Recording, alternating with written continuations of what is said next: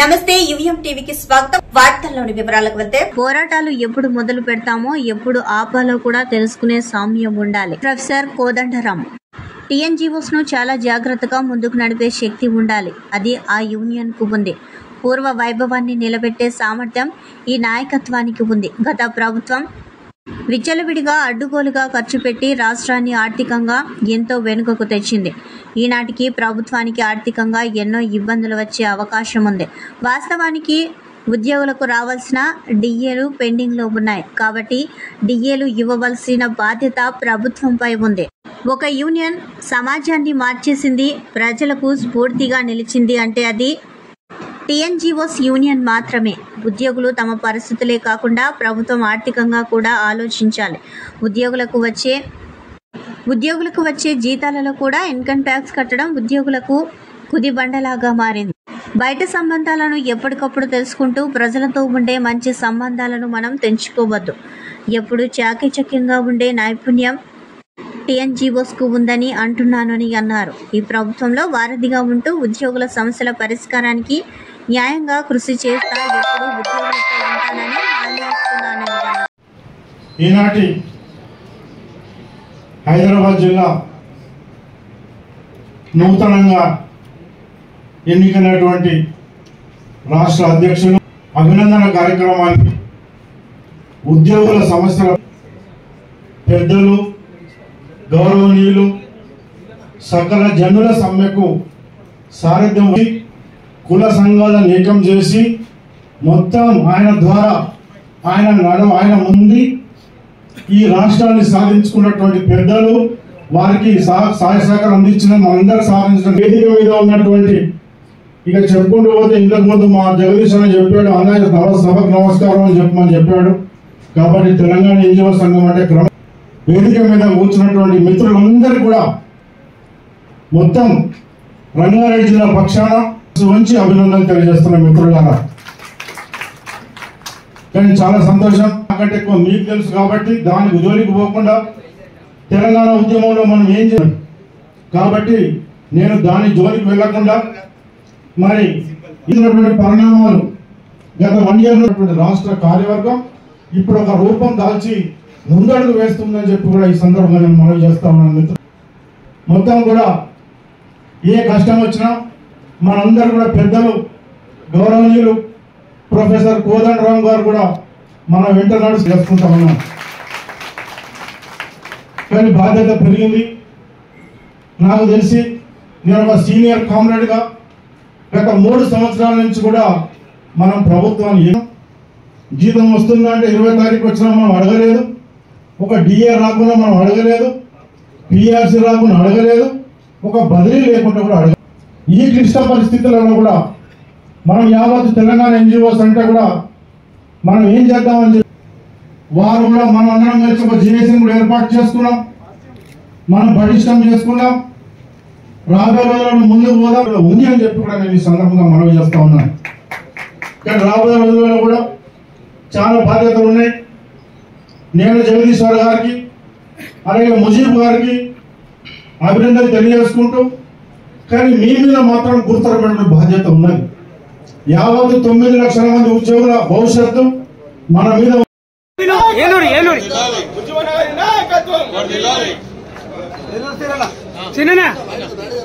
కొంచెం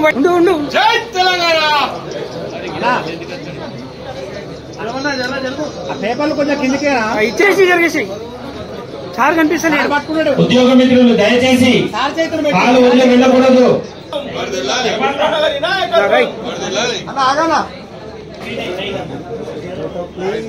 విక్రమ్ భాయ్ ఒక్క నిమిషం సార్ ఒక్క నిమిషం. విక్రమ్ ముగ్గురు పేపర్లు కింద పేపర్ ఇక్కడ చూడండి. కస్తూరి వెంకట్ గారికి సన్మాన కార్యక్రమం, కులాడి శ్రీనివాస్, సత్యనారాయణ గౌడ్ గారికి సన్మాన కార్యక్రమం, బాలరాజ్ గారు గారు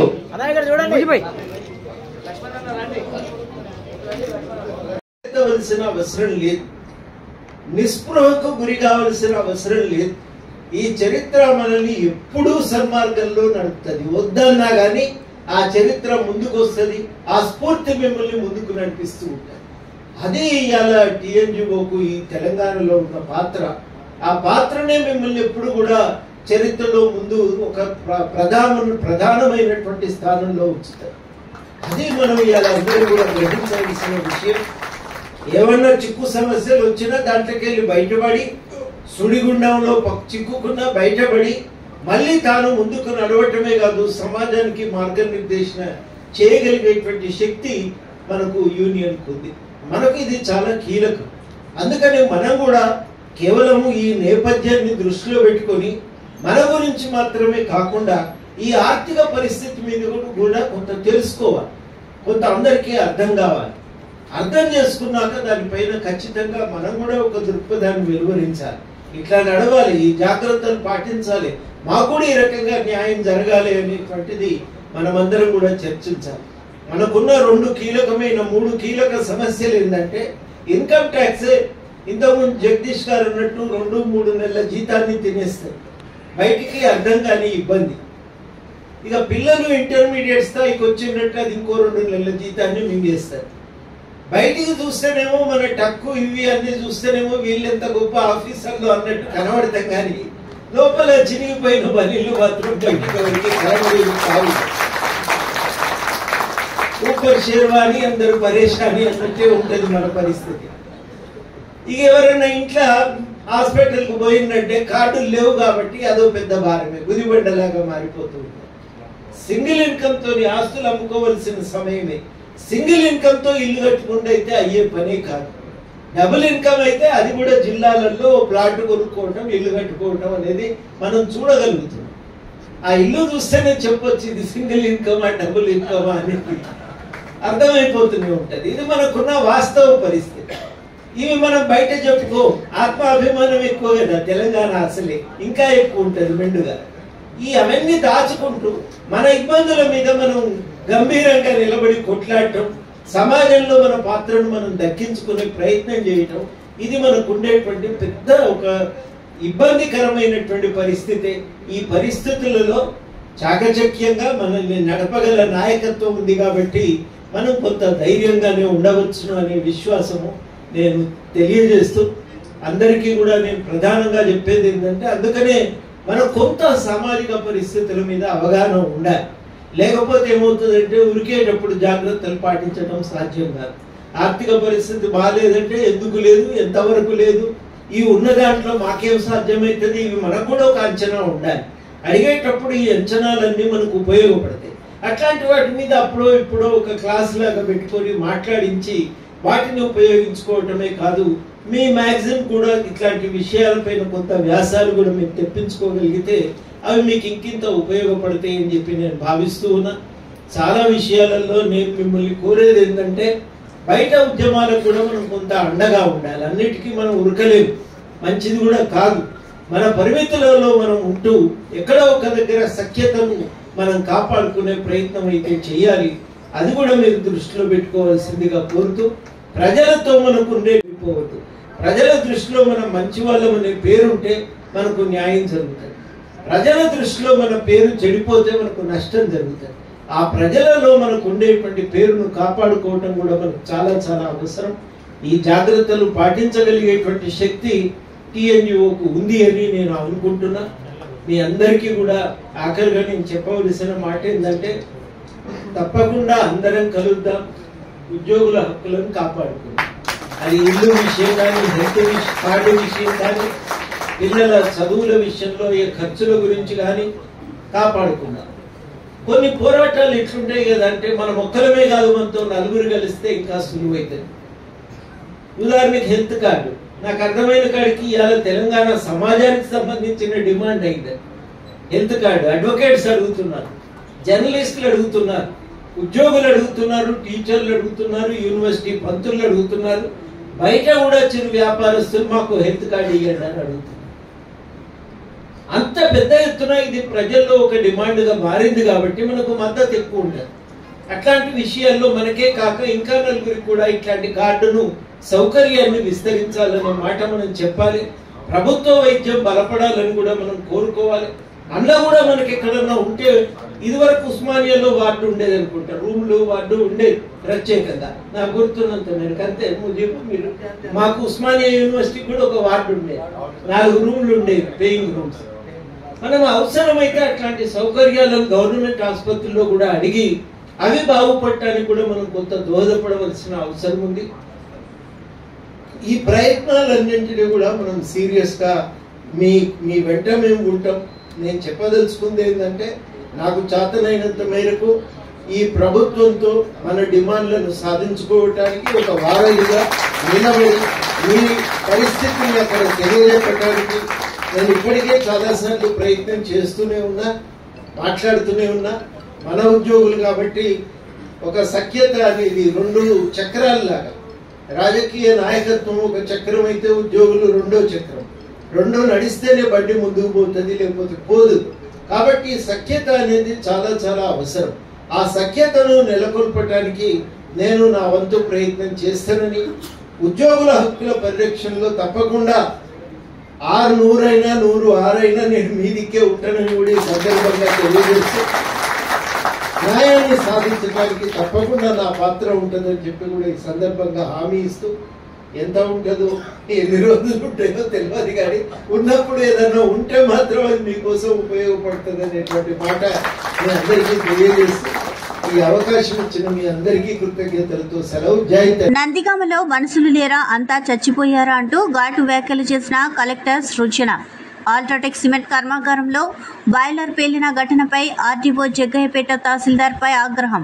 ఆర్డీఓ అక్కడే ఉండి కూడా పోలీసులు లాఠీ చార్జ్ చేస్తూ ఉంటే ఏం చేస్తున్నారు? జగ్గయ్యపేట తహసీల్దార్ ఇసుక పాలసీపై ఉన్న సరదా క్షతగాత్రులపై లేదంటూ ఆగ్రహం వ్యక్తం చేశారు. నందిగామ ఆర్డీఓ కార్యాలయానికి వచ్చిన కలెక్టర్ సృజన అధికారులను ఉద్దేశించి ఈ వ్యాఖ్యలు చేశారు.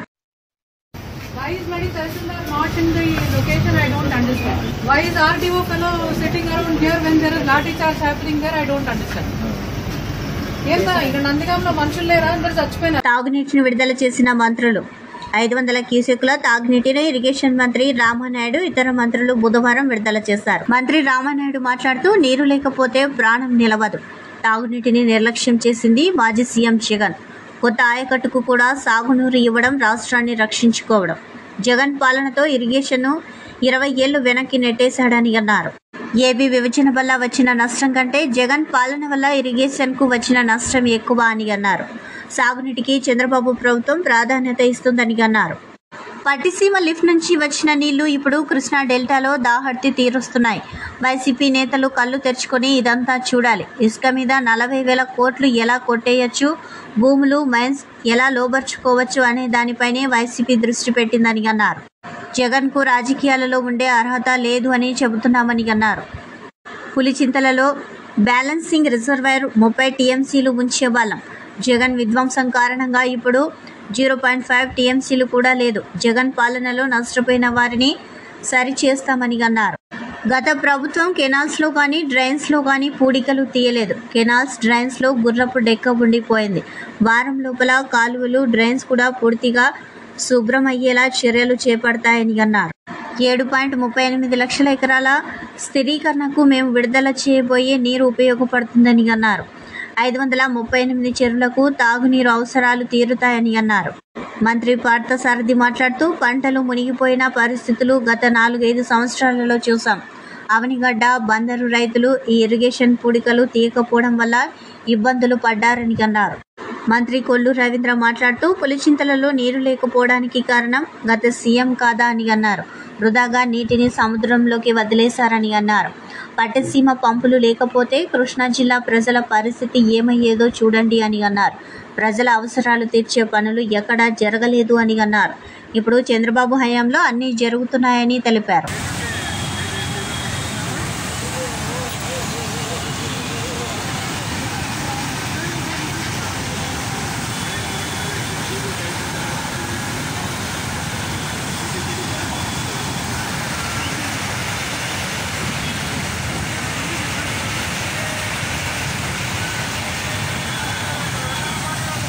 కృష్ణా డెల్టా ఎంత నష్టపోయిందో మంత్రి గారు సోదాహరణంగా వివరించారు.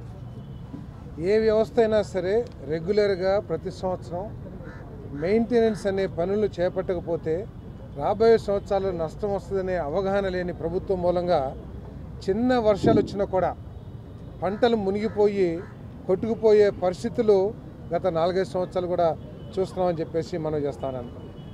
వ్యవసాయానికి ఇరిగేషన్ సిస్టమ్ ఎంత ముఖ్యమో అదేవిధంగా డ్రైనేజ్ వ్యవస్థ కూడా అంతే ముఖ్యం.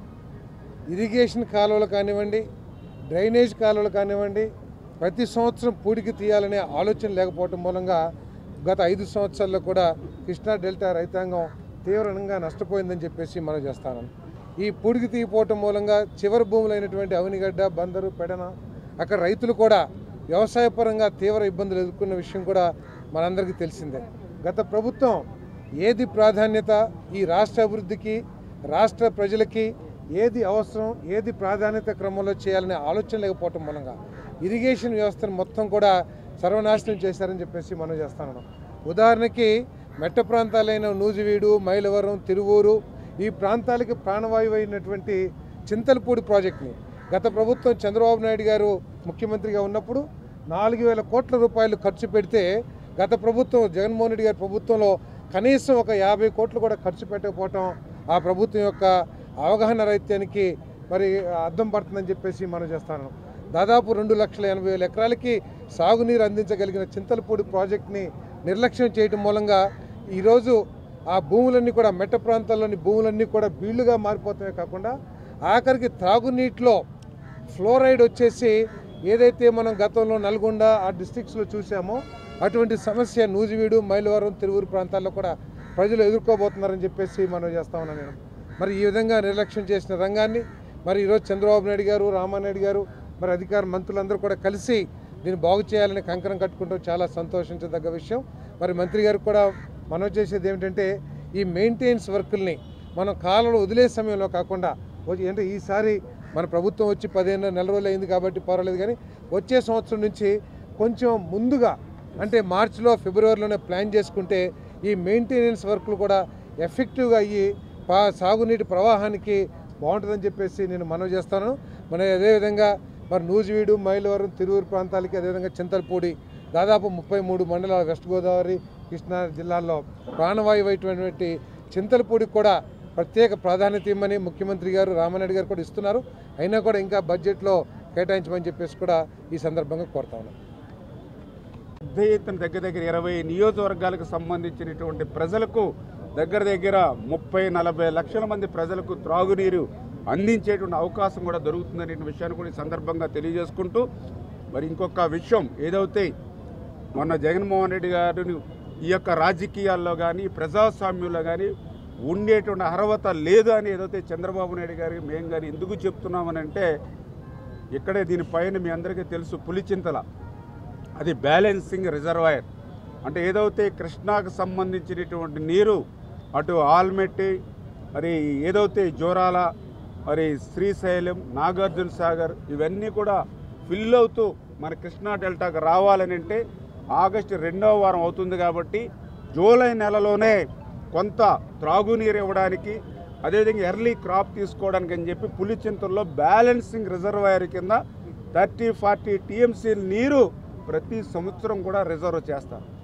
ఈరోజు మీరు ఆ యొక్క ఏదైతే ఆ పులిచింతల రిజర్వాయర్ దగ్గరికి వెళ్తే 6 టీఎంసీ కూడా నీరు లేదు అక్కడ. అంటే జగన్మోహన్ రెడ్డి విధ్వంసం సాగునీటి రంగంలో కూడా ఏ రకంగా జరిగిందో ఎక్కడో చూడనవసరంలా మీకు పైన ఉన్నటువంటి పులిచింతలే దానికి ఉదాహరణ. నిజంగా ఆ పులిచింతల్లో 30-35 టీఎంసీల నీరు కనుక ఎప్పటి మాదిరిగా రిజర్వ్ చేసి ఉండుంటే ఇవాళ ఈ పట్టిసీమ నుంచి వచ్చేటువంటి 5-6 వేల క్యూసిక్కుల నీరుకి అది కూడా 5-6 వేల క్యూసిక్కుల నీరు అది కూడా తోడై ఉంటే ఈవేళ కృష్ణా డెల్టా 100% మరి సుభిక్షంగా ఉండేది. అంటే ఈ రకంగా ప్రతి విషయంలోనూ కూడా జగన్మోహన్ రెడ్డి విధ్వంసం ఎట్లా సాగిందో అటువంటి వ్యక్తి రాజకీయాల్లోనూ ప్రజాస్వామ్యంలోని ఉండడానికి అర్హత లేదనే విషయాన్ని అది కూడా ఒక ఉదాహరణగా మీ ద్వారా కూడా చెప్పదలుచుకున్నాం. Thank you. మాట్లాడండి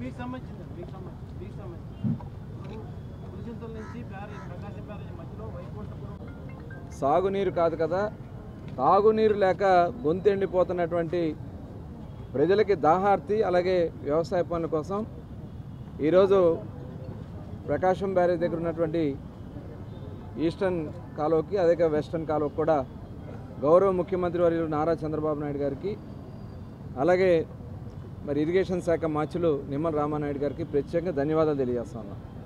ఎందుకంటే గత ప్రభుత్వం చేసినటువంటి నిర్లక్ష్యం కారణంగా ఇప్పుడే రామానాయుడు గారు చెప్పారు, ఏదైతే పులిచింతల్లో 30 టీఎంసీ నీరు ఉండాలంటే 0.5 టీఎంసీ కన్నా కూడా తక్కువ నీరు ఉందంటే ఇవాళ దీనికి బాధ్యత ఎవరిది? ఆనాటి ముఖ్యమంత్రి మరి జగన్మోహన్ రెడ్డి గారి నిర్లక్ష్యం కాదా? సముద్రంలోకి వృధాగా నీరు పోయేది, ఏనాడు కూడా వాటర్ మెయింటెనెన్స్ చేసేవాళ్ళు కాదు. ఇవాళ నిజంగా వాళ్ళ నిర్లక్ష్యం వల్ల ఈ పరిస్థితి వచ్చింది. అసెంబ్లీలో మాట్లాడారు, పట్టిసీమ పంపులు ఉపయోగం లేదు, ఉల్లిపాయకి కాటా వేయాలని చెప్పి ఆనాటి మంత్రులుగా పనిచేసినటువంటి వ్యక్తులు మాట్లాడారు. ఇవాళ రండి చూడండి, ఇవాళ నిజంగా పట్టిసీమ పంపులు లేకపోతే ఇవాళ కృష్ణా జిల్లాలో ఉన్నటువంటి ప్రజల పరిస్థితి ఏమైందో ఒకసారి ఆలోచించాలని చెప్పి నేను కోరుతా ఉన్నా. దీనికి కారణం మీరు కదా, మీ చేతకనిదనం కదా. ఇవాళ నిజంగా ముఖ్యమంత్రిగా నారా చంద్రబాబు నాయుడు గారు ఆ రోజున పట్టిసీమ నిర్మాణం చేయడంలో నిజంగా ఈరోజు డెల్టా ప్రాంతంలో చాలా చాలా మన అదృష్టంగా మనం భావించాలా భవిష్యత్తులో. ఎందుకంటే ఇవాళ డెల్టా ప్రాంతంలో ఉన్నటువంటి మొత్తం కూడా ఒక చెంచాడు మట్టి కూడా తీలా. ఈ 5 సంవత్సరాల్లో బిల్లులు చేసుకున్నారు, కమిషన్లు కొట్టుకున్నారు తప్ప ప్రజలకు అవసరాలు తీర్చే విధంగా మటుకు ఎక్కడ కూడా కార్యక్రమాలు జరగల. తప్పకుండా మరి మొన్ననే వీడు తీయడానికి కానీ అత్యవసరంగా ముఖ్యమైనటువంటి పనులు ఉంటే అవన్నీ కూడా ఇరిగేషన్ పనులు చేయడానికి కూడా మరి మంత్రి గారు ఆదేశించడం జరిగింది. నిజంగా చాలా సంతోషం. యుద్ధ ప్రాతిపదిక పైన ఆ కార్యక్రమాన్ని కూడా పూర్తి చేసి చివరి ఎకరా కూడా నీళ్ళు ఇచ్చే విధంగా కృష్ణా డెల్టాలో చేసే విధంగా కృషి చేయాలని చెప్పి మరొకసారి కోరుకుంటూ మరొకసారి ఈరోజు ఈ కార్యక్రమాన్ని విచ్చేసినందుకు మంత్రి గారు ప్రత్యేకంగా ధన్యవాదాలు. కానీ ఆ తదనంతరం ఇతర రాష్ట్రాల్లో అనేక ఆనకట్టలు రావటం, దాంతో కృష్ణా నదిలో నీటి లభ్యత తగ్గిపోయిన పరిస్థితులు కూడా మనకు తెలుసు. ఆ పరిస్థితుల్లో కృష్ణా నది మీద ఆధారపడి మన రైతాంగం ముందుకెళ్ళే స్థితి లేని పరిస్థితిని గమనించి ఆనాడు ముఖ్యమంత్రిగా యుద్ధ ప్రాతిపదిక మీద పట్టిసీమ నిర్మాణం చేయించి గోదావరి నీటిని కృష్ణా నదికి తరలించిన ఘనత నారా చంద్రబాబు గారికి. ఇందా పెద్దలు చెప్పినట్లు ఆ రోజున పట్టిసీమ అన్నారు. గత 5 సంవత్సరాలుగా ఆ పట్టిసీమని పక్కన పెట్టేసి ఆ మోటార్లన్నీ కూడా తుప్పట్టేలాగా చేసిన పరిస్థితి కూడా వచ్చింది. మళ్ళీ ఈ రోజున కృష్ణానదిలో నీరు లేదు, వర్షాభావ పరిస్థితులు కూడా వచ్చాయి. ఈ పరిస్థితుల్లో రైతాంగం అంతా కూడా తీవ్రంగా ఆందోళన చెందుతుంది, ఏంటి పరిస్థితి అని చెప్పింది. ఆ స్థితిలో ఇవాళ మళ్ళా మన పట్టిసీమ నీళ్ళే గతయ్య అన్న విషయం మనం గుర్తుంచుకోవాల్సిన అవసరం ఉంది. ఈ రోజున గౌరవ మంత్రి గారు నిమ్మల రామానాయుడు గారు ఈ రోజున తాగునీటి అవసరాల కోసం ఈ రోజున పట్టిసీమ నీటిని విడుదల చేయడం జరిగింది. నిజంగా అంటే కృష్ణా నదిలో చిట్ట చివరి ప్రాంతానికి చెందినవాడిని నేను. అమరగడ్డ నియోజకవర్గ శాసనసభ్యుడిగా మాది చిట్ట చివరి ప్రాంతం. మాకు చాలా ఇబ్బందికరమైన పరిస్థితులు చిట్ట పొలాలకి నీళ్ళు ఇవ్వాలంటే. అలాంటి పరిస్థితుల్లో ప్రజలు అంతేకాకుండా తాగునీటికి కూడా వాళ్ళ చెరువులన్నీ ఎండిపోయిన పరిస్థితి వచ్చింది. వాళ్ళ తాగునీటి సమస్య వాళ్ళ పుష్కలంగా ఉంది. ట్యాంకర్లతో నీరు సరఫరా చేయాల్సిన పరిస్థితి ఉంది. ఈ పరిస్థితుల్లో సకాలం నిర్ణయం తీసుకుని ఈరోజు నీటిని విడుదల చేయటం నిజంగా ఎంతో ఆనందదాయకమైన విషయం. అందుకు మా నియోజకవర్గ ప్రజల తరఫున ప్రత్యేకంగా కొత్తని తెలియజేస్తున్నాను. నిమ్మల రామానాయుడు గారు ఆయన రాజకీయాల్లోకి రాకపోవడమే రైతు సమస్యల మీద పోరాడిన వ్యక్తి. ఆ రోజున మనకి బ్రిజేష్ కుమార్ ట్రిబ్యునల్ వచ్చినప్పుడు ఆ ట్రిబ్యునల్ వల్ల మన రాష్ట్రానికి అన్యాయం జరిగిందని ఆ రోజున కృష్ణా డెల్టా పరిరక్షణ సమితి తరఫున మేము అంబటి లక్ష్మణరావు గారు మాజీ హైకోర్టు న్యాయమూర్తి వారి యొక్క అధ్యక్షతన ఒక కమిటీని ఏర్పాటు చేసి ఆనాటి ముఖ్యమంత్రి కిరణ్ కుమార్ రెడ్డి గారికి నివేదిక ఇవ్వడం జరిగింది. ఆ కార్యక్రమంలో కూడా అప్పుడు చురుగ్గా పాల్పంచుకున్న వ్యక్తి రామానాయుడు గారు. అప్పుడే నాకు మొట్టమొదటి పరిచయం, అంటే ఒక రైతాంగ నాయకుడిగా నాకు పరిచయం. ఆ తర్వాత ఆయన రాజకీయాల్లో రావటం, రాజకీయాల్లో ఆయన ఒక శాసనసభ్యుడిగా తనదంటూ ఒక ప్రత్యేకమైన ముద్ర వేసుకున్న వ్యక్తి ఈరోజు నా ఇరిగేషన్ శాఖ మంత్రి కావటం నిజంగా ఆనందదాయకమైన విషయం. అందుకని రైతు సమస్యలు తెలిసిన వ్యక్తి కనుక వెంటనే ఆయన స్పందించారు. నేను ఎమ్మెల్యే అయిన వెంటనే ఇరిగేషన్ అధికారులను పిలిచి ఈ తూటుగాడ గురపు డెక్క బాగా పెరిగిపోయి ఉన్నాయి, అతను తీయించే కార్యక్రమం చేయాలంటే మా దగ్గర నిధులు లేవని చెప్పారు. ఎట్లా అనుకుంటున్న పరిస్థితిలో వెంటనే ప్రభుత్వం నిర్ణయం తీసుకుని షార్ట్ టెండర్ ద్వారా ఇవాళ వాటిని తీయించేందుకు చేయటం, ఆ టెండర్లు కూడా పూర్తి అయ్యే పనులు మొదలయ్యే పరిస్థితి వచ్చింది. అంటే ప్రతి చిన్న సమస్యను కూడా సత్వరమే పరిష్కారం చేయాలని చెప్పిన ఆలోచన, రైతాంగాన్ని రక్షించాలని చెప్పిన ఆలోచన చంద్రబాబు గారి ప్రభుత్వాన్ని. దాన్ని ఆయన యొక్క ఆలోచనలు ముందుకు తీసుకెళ్తున్న రామానాయుడు గారిని కూడా హృదయపూర్వకంగా అభినందిస్తూ నిజంగా ఈరోజు పాత్రికేయ మిత్రులందరికీ కూడా ముందుగా నమస్కారాలు తెలియజేసుకుంటూ, మన ప్రాణాలను నిలుపుకోవడానికి కొన్ని రోజులు తిండి లేకపోయినా బ్రతకగలమేమో కానీ త్రాగడానికి మంచినీళ్ళు లేకపోతే కొన్ని గంటలు కూడా మనం బ్రతకలేనటువంటి పరిస్థితి. అటువంటి అత్యంత అవసరమైనటువంటి త్రాగునీరు, సాగునీరుని నిర్లక్ష్యం చేసినటువంటి వ్యక్తి ఎవరైనా ఈ ప్రపంచంలో ఉన్నాడని అంటే అది ఒక్క నాటి ముఖ్యమంత్రి జగన్మోహన్ రెడ్డి. ఎందుకు నేను ఈ మాట చెప్తూ ఉన్నానంటే, ఈవేళ ఏదైతే ఉన్నటువంటి ఆయకట్టు ఏదైతే ఉందో వాటర్ మేనేజ్మెంట్ పర్ఫెక్ట్గా చేసుకుని ఆ ఉన్నటువంటి ఆయకట్టుకి సక్రమంగా మనం నీరు అందించినట్లయితే అక్కడ ఒక సంపదను సృష్టించగలిగేటువంటి అవకాశం.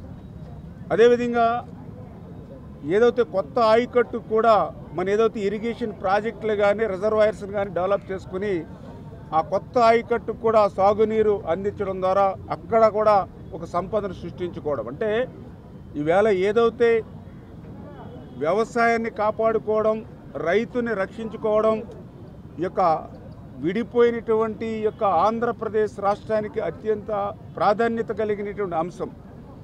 దీన్ని జగన్మోహన్ రెడ్డి గతంలో విస్మరించడం వల్లే ఈవేళ జగన్మోహన్ రెడ్డి 5 సంవత్సరాల పాలన ఈ యొక్క ఇరిగేషన్లో ప్రత్యేకించి 20 సంవత్సరాలు వెనక్కి నెట్టేసినటువంటి పరిస్థితి. రాష్ట్ర విభజన వల్ల వచ్చినటువంటి నష్టం కంటే 5 సంవత్సరాల జగన్ పాలన వల్లే ఇరిగేషన్ శాఖకు ఎక్కువ నష్టం కలిగినటువంటి పరిస్థితి. ఏదైతే ఈవేళ సంపదను, ఆదాయాన్ని రైతుకి ఇస్తే అది ఒక్క రైతుకు ఒక్కరికే లాభసాటైన ఒక్కొక్కర్లా. రైతుకి ఆదాయం వస్తే అది మళ్ళీ అటు వ్యాపారాలకు కానీ, విద్యారంగానికి కానీ, ఇతర అంటే సొసైటీ సమాజానికి అంతటికి కూడా, ఎందుకంటే 170% మంది వ్యవసాయం మీద ఆధారపడి ఉన్నారు కాబట్టి ఆ 70% మీద ఆధారపడిన వ్యవసాయదారులకి మనం సాగునీరు అందించినట్లయితే ఆ వచ్చినటువంటి సంపద అంతా కూడా మళ్ళీ సమాజంలో అన్ని వర్గాల వారికి చెంది ఆ ప్రాంతం కానీ, ఆ రాష్ట్రం కానీ సుభిక్షంగా ఉండేటువంటి పరిస్థితి ఉంటుంది. ఆ కోణంలోనే చంద్రబాబు నాయుడు గారు ఎప్పుడు కూడా ఆలోచన చేసి మరి ఆ రోజు ఎన్టీ రామారావు గారి దగ్గర నుండి చంద్రబాబు నాయుడు గారి వరకు కూడా తెలుగుదేశం ప్రభుత్వం ఎప్పుడు కూడా మరి ఏదైతే సాగునీటి వ్యవస్థకు అత్యంత ప్రాధాన్యత ఇస్తూ ఉంది. అందులో భాగంగానే మరి ఏదైతే మరి పట్టిసీమ, మరి ఆ రోజు కూడా జగన్మోహన్ రెడ్డి అసెంబ్లీలో ఇది పట్టిసీమ కాదు ఒట్టిసీమ, మరి 1300 కోట్ల రూపాయలు వృధాగా ఖర్చు పెడుతున్నారని ఆ రోజు మా మీద ఒంటి కాలు మీద అసెంబ్లీలో లేచినటువంటి జగన్మోహన్ రెడ్డి ఈరోజు మరి రాష్ట్ర రైతాంగానికి తాను అన్నటువంటి మాటలకు క్షమాపణలు చెప్పవలసిన అవసరం ఉంది.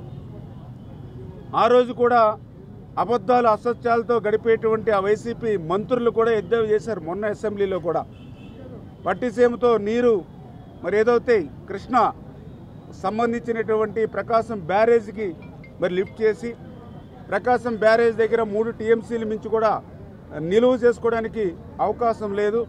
అంటే పట్టిసీమ నుంచి ప్రకాశం బ్యారేజీకి నీళ్లు తోడి ఆ ప్రకాశం బ్యారేజ్ నుంచి కిందకి సముద్రంలోకి పోనిస్తున్నారని ఎంత నీచంగా అబద్ధాలు, అసత్యాలు చెప్పారు ఆ రోజు. నేను మరి ఈరోజు అడుగుతున్న వాళ్ళందరినీ, ఇప్పుడు ఏదైతే పట్టిసీమతో తోడినటువంటి నీళ్లు మరి ఏదైతే ఇక ప్రకాశం బ్యారేజీకి వచ్చి మరి ఇవి ఎక్కడికి పోతూ ఉన్నాయి? వృధాగా మీరు చెప్పినట్లుగా సముద్రంలోకి పోతూ ఉన్నాయా?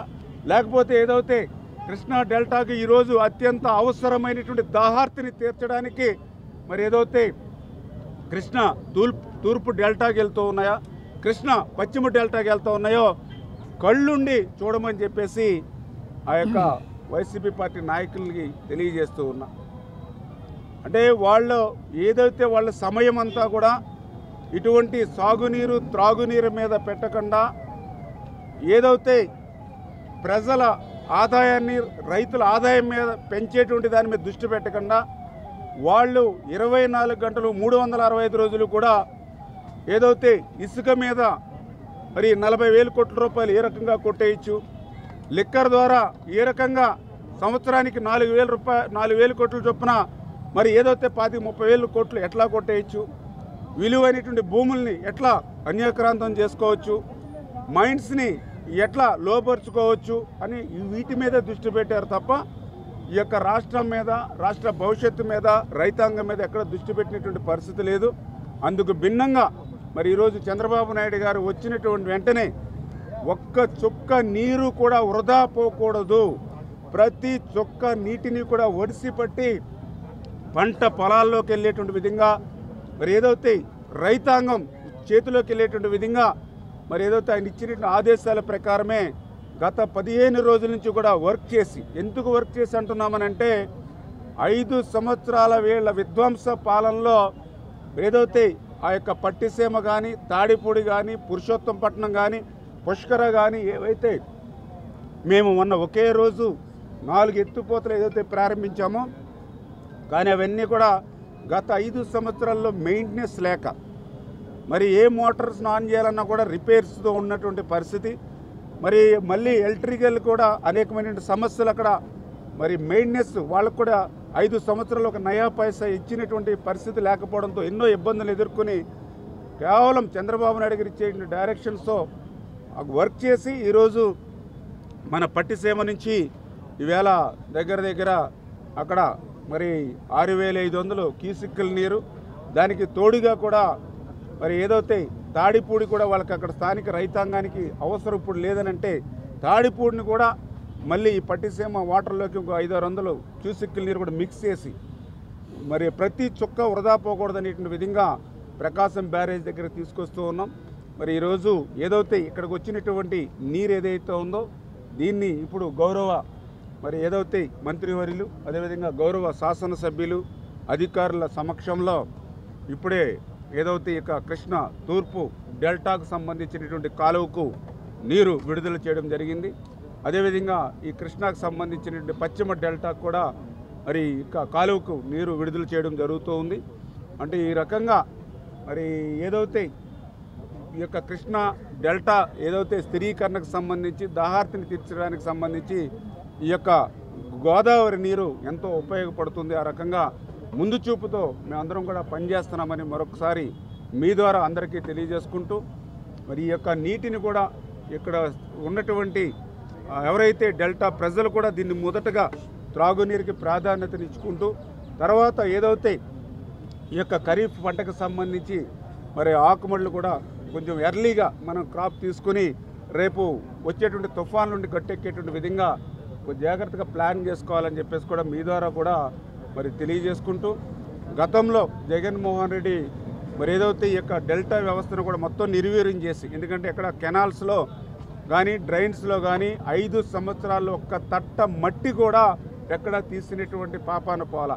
దాంతో ఈవేళ ఉన్న కొద్దిపాటి నీటిని సద్వినియోగం చేయాలని మేము ఇస్తున్నా కూడా అది ఆ పూడికతోటి కిందకి వెళ్ళలేనటువంటి పరిస్థితి ఉంది. కనీసం పూడిక మాట్లాడుంచి వీడి కూడా ఎక్కడ కూడా రిమూవ్ చేయనటువంటి పరిస్థితి ఈవేళ డ్రైన్స్లోను కెనాల్స్లోను కూడా ఎక్కడ చూసినా కూడా గొరబడి ఎక్క తూడు పెరిగిపోయినటువంటి పరిస్థితి. ఎప్పుడు కూడా ఇది ఏప్రిల్ నెలలో ఎస్టిమేషన్లు వేసి టెండర్లు పిలిచి మే నెలలో చేస్తారు. ప్రతి సంవత్సరం కూడా అది చేసే పని. కానీ దుర్మార్గపు జగన్ పాలనలో ఆ వీడిని కూడా మర్చిపోతే మొన్న చంద్రబాబు నాయుడు గారి దృష్టికి తీసుకెళ్ళి ఇప్పుడు మొత్తం ఏదైతే రాష్ట్రంలో ఎమర్జెన్సీ ఏదైతే కెనాల్స్ కానీ డ్రైన్స్ కానీ ఏవైతే ఉన్నాయో వీడు కానీ తూడు కానీ ఏవైతే ఉన్నాయో గొరబడెక్క కానీ అన్నీ కూడా మరి టెండర్స్ పిలిచి వర్క్స్ కూడా షార్ట్ టెండర్లు ఇచ్చి వారం రోజుల లోపల అవన్నీ కూడా డ్రైన్స్ కెనాల్స్ కూడా క్లీన్ చేసి మేము వదిలినటువంటి ప్రతి చుక్క నీరు కూడా ఆఖరి పంట పొలాల్లోకి వెళ్ళాలని ఆదేశించడం జరిగింది. ఆ రకంగా ఒక బాధ్యతాయుతమైనటువంటి ప్రభుత్వంగా మేమందరం కూడా పనిచేస్తామని చెప్పి మీ ద్వారా తెలియజేసుకుంటూ ఈరోజు మేము విడుదల చేసేటువంటి నీరు ఏదైతే ఉందో మరి ఈవేళ కృష్ణ మరి తూర్పు డెల్టాకు సంబంధించి 7,38,000 ఎకరాలు ఏదైతే ఈ యొక్క తూర్పు డెల్టాకు ఉందో దాన్ని స్థిరీకరణకు ఉపయోగపడడంతో పాటుగా ఏదైతే ఈ యొక్క ఎన్టీఆర్ మరి ఏదైతే కృష్ణా ఏలూరు జిల్లాలకు సంబంధించి దగ్గర 11 నియోజకవర్గాల్లో మరి 35 మండలాలకి 549 చెరువులకు నీరందించడం ద్వారా త్రాగునీరు అవసరం కూడా తీరబోతుంది. అదేవిధంగా ఏదైతే మరి కృష్ణా వెస్టర్న్ కెనాల్ పశ్చిమ డెల్టాకు నీరు విడుదల చేయడం ద్వారా గుంటూరు, ప్రకాశం, బాపట్ల 3 జిల్లాలకు సంబంధించి 8 నియోజకవర్గాల్లో మరి దగ్గర 21 మండలాలు మరి 144 చెరువులకి సంబంధించినటువంటి నీటిని నింపడం ద్వారా అత్యంత అవసరమైనటువంటి త్రాగునీరు అందించడంతో పాటుగా 5.98 lakhs ఎకరాలకు కూడా స్థిరీకరణ ఇవ్వడానికి కూడా అవకాశం కలుగుతుంది.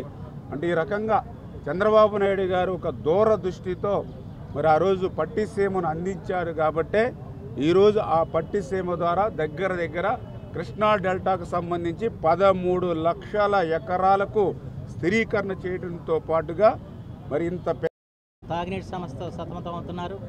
మరి ఆ నీరు తాగితే ఏ అతిసారం వస్తారు? మేము ఏదైతే జగన్మోహన్ రెడ్డి పాలనలో ఏదైతే నష్టపోయినటువంటివి ఏవైతే ఉన్నాయో వాటిని అన్నింటిని కూడా ఫస్ట్ ప్రయారిటీగా వీటిని మళ్ళీ ఫుల్ఫిల్ చేసుకుంటూ వస్తూ ఉన్నాం.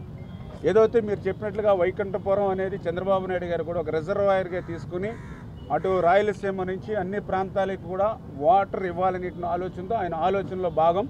అయితే ముందు మా ప్రథమ ప్రాధాన్యత ఇప్పుడు ఇమ్మీడియట్లీ ఎగ్జిస్టింగ్ ఏదైతే ఉందో మనం రూపాయి ఖర్చుతో 100 రూపాయలు ఏదైతే రైతుకి అందించేటువంటి అవకాశం ఉందో ఈ జగన్మోహన్ రెడ్డి విధ్వంసం ఏదైతే నష్టం గురైందో ద ఫస్ట్ ప్రయారిటీ ఇప్పుడు ఆ నష్టాన్ని పూరించడంలోనూ ఆ విధ్వంసాన్ని పూరించట్లు చేస్తాను. మీరు చెప్పినట్లుగా అవన్నీ కూడా మళ్ళీ డిజైన్స్ చేసుకుని మళ్ళీ అన్నిటి కూడా ఫైనాన్స్ కూడా మళ్ళీ సమకూర్చుకుని, ఎందుకంటే ఈ రాష్ట్రాన్ని మళ్ళీ అప్పుల్లో నెట్టేసినటువంటి పరిస్థితి, ఖజానా ఖాళీగా ఉన్నటువంటి పరిస్థితుల్లో మళ్ళీ వాటిని కూడా ఎట్లా సమకూర్చుకోవాలి, ఎట్లా ఆంధ్రప్రదేశ్ రాష్ట్రాన్ని సుభిక్షంగా చేయాలి, గోదావరి జలాలు ఆంధ్రప్రదేశ్ రాష్ట్రం అంతా కూడా తరలించడానికి మళ్ళీ మీరు చెప్పినట్లుగా అది సెకండ్ ఫేజ్లో మేము కూడా ఆర్డర్లో తీసుకుంటాం.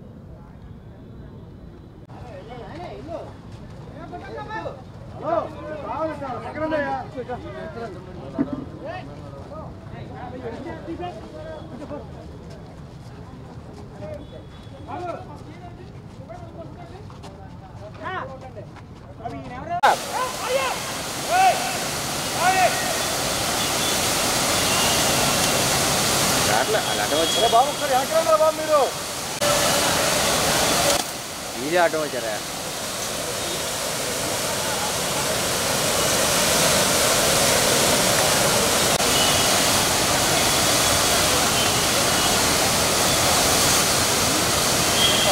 ఏపీ తెలంగాణ పోలీసుల సంయుక్త దాడుల్లో 70 టన్నుల పీడీఎస్ బియ్యం పట్టివేత.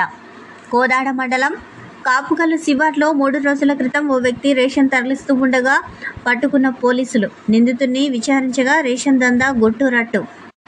ఏపీకి చెందిన 2 బియ్యం వ్యాపారుల మధ్య సఖ్యత లేకపోవడంతో బయటకు వచ్చిన అక్రమ రవాణా బియ్యం వ్యాపారం.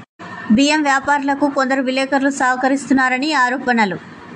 ఎన్టీఆర్ జిల్లా వసవాయి మండల కేంద్రంలో దాడులు చేసిన కోదాడ రూరల్ వసవాయి పోలీసులు ఇరు రాష్ట్రాలకు చెందిన 70 టన్నుల రేషన్ పట్టుబడినట్లు సమాచారం. అదుపులో 40 టన్నుల పీడీఎస్ బియ్యం తెలంగాణవి కాగా మిగిలినవి 30 టన్నులు ఆంధ్రాకు చెందినవిగా గుర్తింపు. ప్రధాన నిందితుడు నరసింహారావు పీడీఎస్ బియ్యాన్ని కాకినాడ నౌకాశ్రయంకు తరలిస్తూ అక్రమ వ్యాపారం. వివరాలు త్వరలో వెల్లడిస్తామన్న రూరల్ పోలీసులు.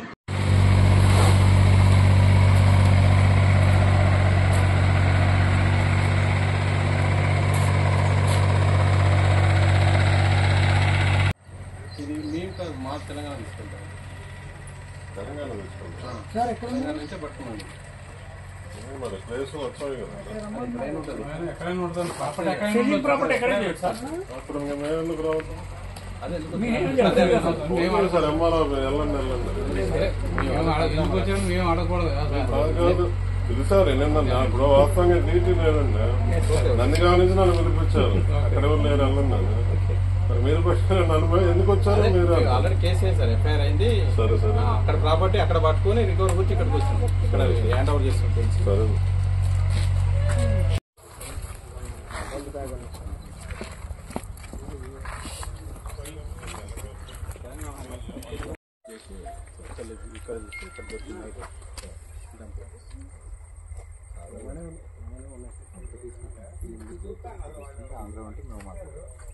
మాట్లాడగలం అందరం ఉంటే అట్లా లేకపోతే అక్కడ తీసుకుని హ్యాండ్ ఓవర్ తీసుకోవాలి మనకి పంచాంగం రాష్ట్రానికి ఇవన్నీ 3 లక్షలు తీసుకోవాలి అయితే కొన్ని గేరకపాడు ఉన్నాయంటే మాట్లాడుతున్నాను.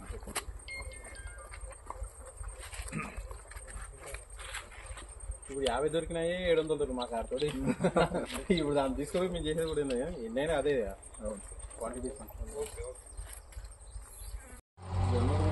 మన ముందులో పెట్టాం తెలంగాణ అక్కడి నుంచి పర్చేజ్ చేసి ఇక్కడ తీసుకోవాలి.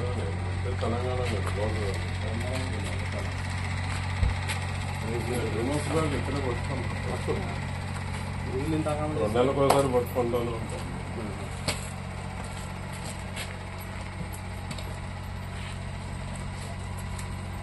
ఎవరైనా పేరు నరసింహరావు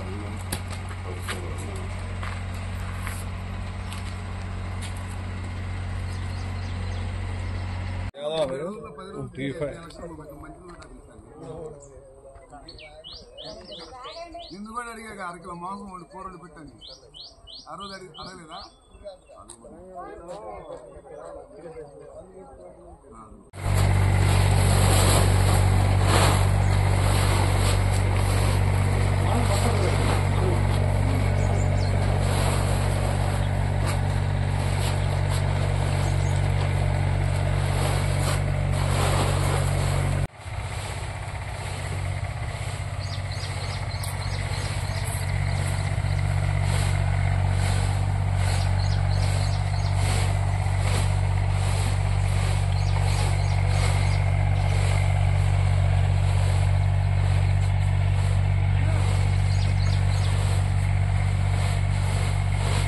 మీకు కూడా అంటే ఇస్తాం కొంచెం.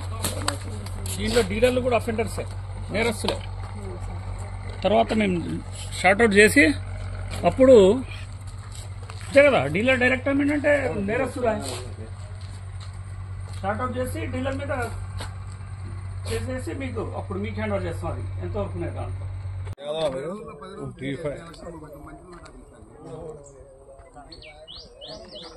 నిన్ను కూడా అడిగాక 1 కిలో మాంసం వాడు కూరలు పెట్టని ఆ రోజు అడగలేదా?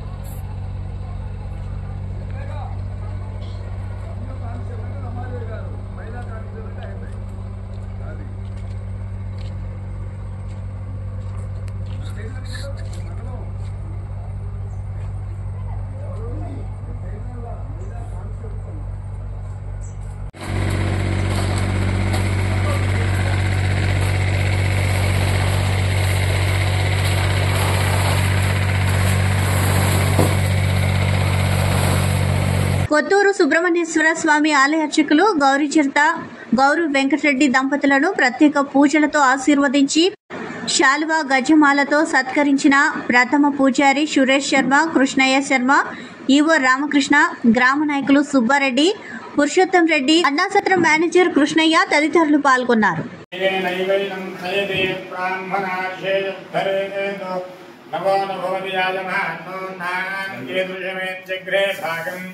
देवेभ्यो विददाध्याजन्म प्रचन्द्रमास्तिर्दीर्घमायुः नमोऽस्तु सर्वेभ्यो ये केशुद्धीमणां ये अन्तरिक्षे ये देवतेभ्यः सर्वेभ्यो नमः अवानां ग्रहाणां छन्दभीतिपात्राणाम् आनुकूल्यता फलसिद्धिरस्तु सर्वाभीष्टफलसिद्धिरस्तु सकलग्रहदेवताभ्यो नमो नमः नमोऽस्तु सर्वेभ्यो ये केशुद्धीमणां ये अन्तरिक्षे सर्वेभ्यो नमः शतमानं भवति शतायुः पुरुषश्चरेन्द्रायुष्येवेन्द्रे प्रतिष्ठति धनं धान्यं वशं बहुपुत्रलाभं शतसंवत्सरं दीर्घमायुः दीर्घायुष्मान् भवान् दीर्घसुं सकलराजीवमोहनव्यापार सकलाभीष्ट अनुग्रहप्रसादफलसिद्धिरस्तु ఒక్క నిమిషం చూడండి సార్.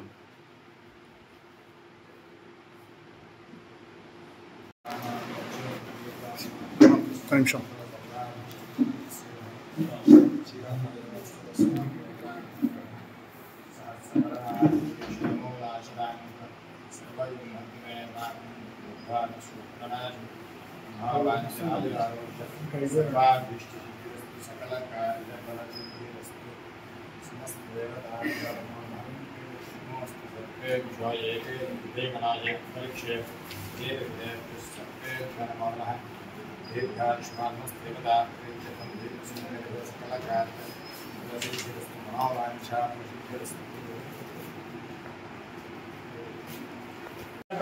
విజయవాడ పడమటలంక దర్శపేటలో వ్యభిచార గృహంపై దాడి చేసి నిర్వాహకులను అరెస్టు చేసిన పడమటి పోలీసులు.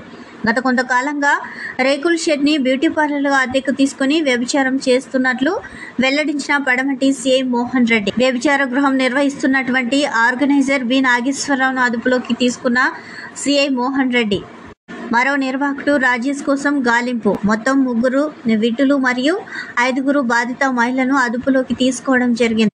సోమవారం సాయంత్రం 7 గంటల ప్రాంతంలో పక్కా సమాచారంతో అదుపులోకి తీసుకున్న పోలీసులు విజయవాడ నగర పోలీస్ కమిషనర్ పిహెచ్డి రామకృష్ణ ఆదేశాల మేరకు విజయవాడ నగర పరిధిలో ఇటువంటి అసాంఘిక కార్యకలాపాల మీద మా నిఘా ఎప్పుడూ ఉంటుందని, ఇటువంటి వారిపై చట్టపరమైన చర్యలు, నగర బహిష్కరణ, అనేకమైన శిక్షలు ఉన్నాయని ఆయన అన్నారు.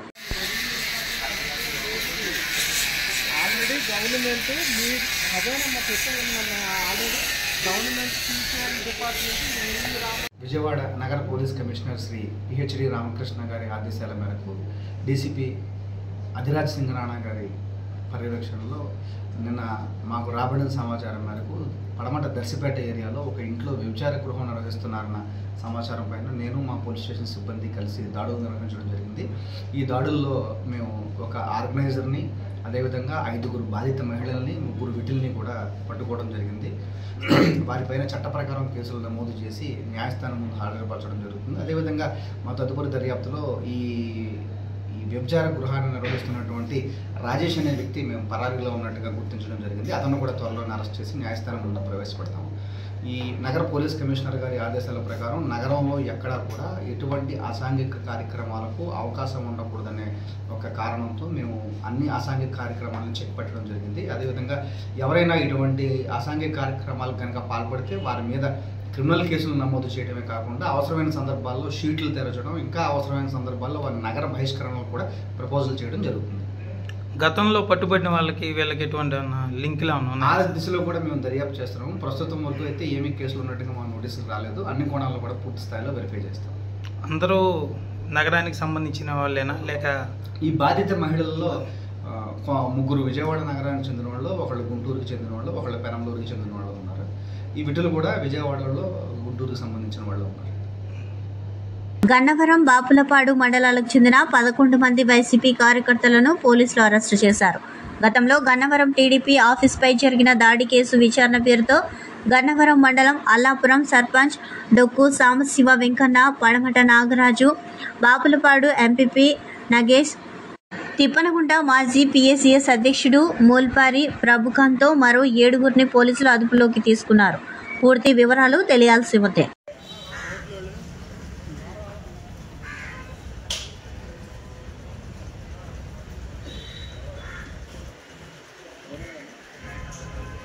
వార్తలు ఇంతటితో సమాప్తం. నమస్కారం.